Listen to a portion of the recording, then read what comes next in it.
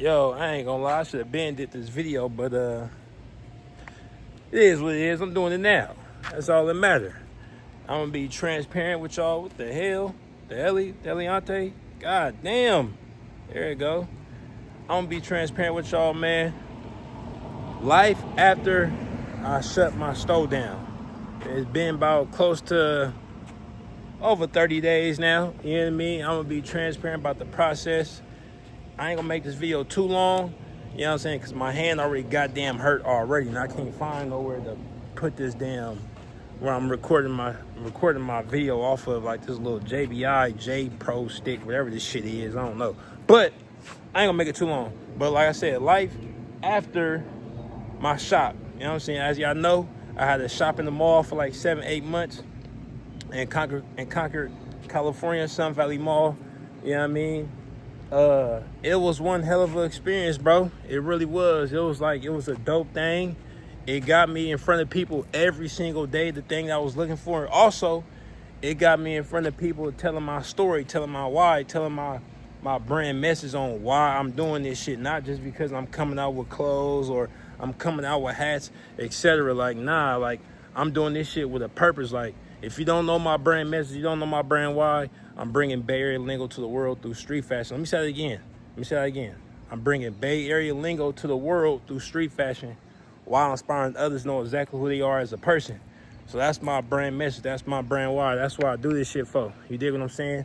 And also to get some chicken. Believe that. But it was a great experience, man. It definitely was. It put me, my lease was for about a year. You know what I mean? But reason why I terminated my lease within 8 months, because the mall, what you need to know about the malls, bro, you can't have your kiosks, just your brand, whatever brand you got going on, you can't have your brand in any old mall thinking you gonna do buku numbers. You know what I'm saying? Think you gonna do stupid numbers. And I wasn't getting in the mall to think I was gonna make $1 million in a year. Nah, my brand. The reason why I was getting in the mall is to make sales every day, right? To make sales every day, to put my products in people's faces every day and meet a lot of dope people. And that's what I did, right? But certain times, if you don't know anything about the mall has slow seasons, slow times. And I got big personal bills and big business bills where I couldn't just keep swinging it and paying my house rent, paying my store rent, my insurance on my store, ringing up on products, and all like my personal bills, etc. Right? So, man, I was in the neighborhood mall, right? I was in the neighborhood mall, and if you want your brand, man, if you got a clothing brand, bro, a streetwear clothing brand like me, I just want to talk to directly the streetwear clothing brand owners. If you got a streetwear clothing brand owner, if you got a streetwear clothing brand like me, and you want to get in the mall, you want to get a kiosk, or you want to get a store, make sure that mall has your audience. Also, don't get your kiosk or your store on the wing of a mall. And when I say a wing, it's like a come and go. You don't want your store on the come and go exit, because people literally is coming, or your kiosk, people is literally coming and going the whole time. You know what I'm saying? People gonna walk past your shit and they exiting out the mall. You know what I'm saying? So you want your store or your kiosk smack dab.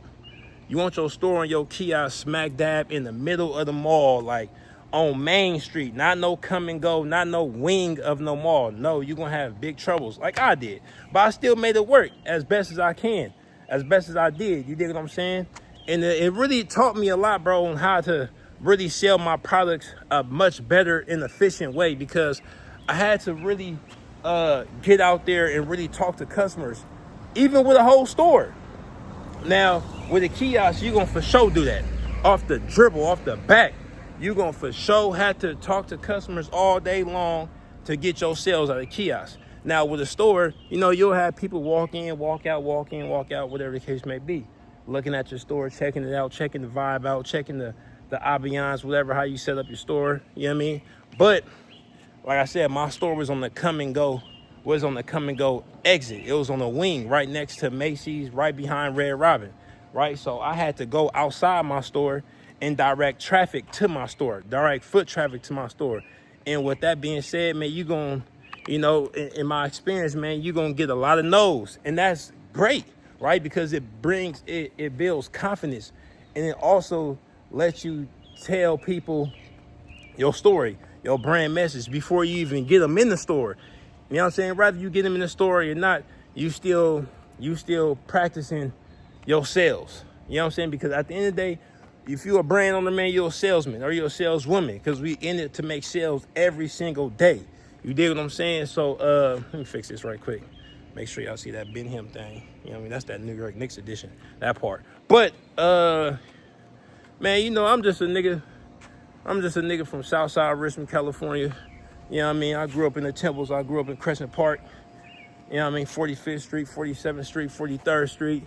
Went to Stige Elementary, went to Portland Middle School, went to El Cerrito High School, played for the Richmond Steelers, played for the Ravens, played basketball for Missing Finger Coach George as a youngster. My center was Booker T, right on 47th Betrayal in Carlson. That's my neighborhood, man. That's my jurisdiction. If anybody know about that jurisdiction in Southside Richmond, California, that shit ain't the easiest to make it out of, man. I'm just trying to do what I do. I'm just trying to stay in my lane, do my own thing. You dig what I'm saying? So for me to do it all that, man, it was a success. Will I get another shop? I definitely would. You know what I'm saying? Now, because I know how to go about it. Now, if you get a shop or you get a kiosk, make sure you have some payroll. Make sure you have somebody to help you out with your business, with your kiosk or your shop, because you can't do it every single day. Period.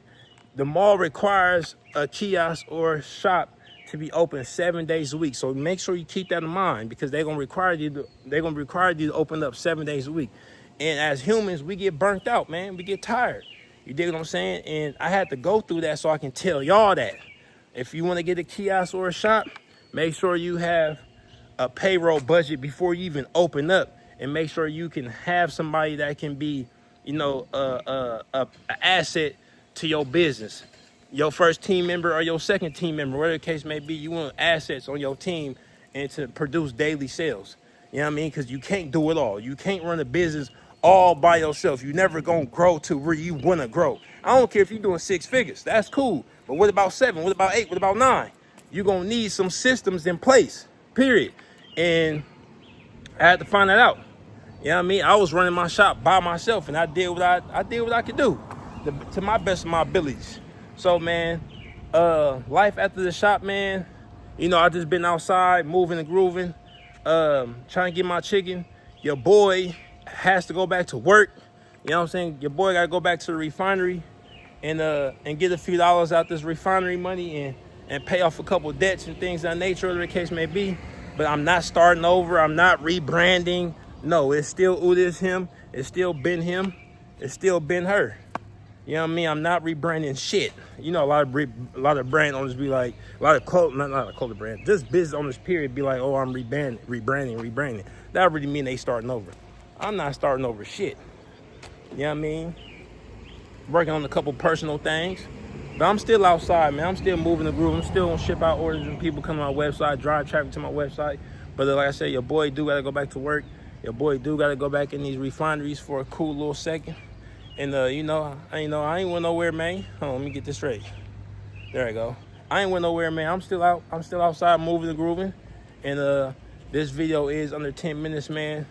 If y'all like this video, man, make sure y'all like that shit, subscribe to that shit, and comment on my shit. Push the algorithm out, man. Do your boy a love. Do your boy a solid one, man. That part. One love.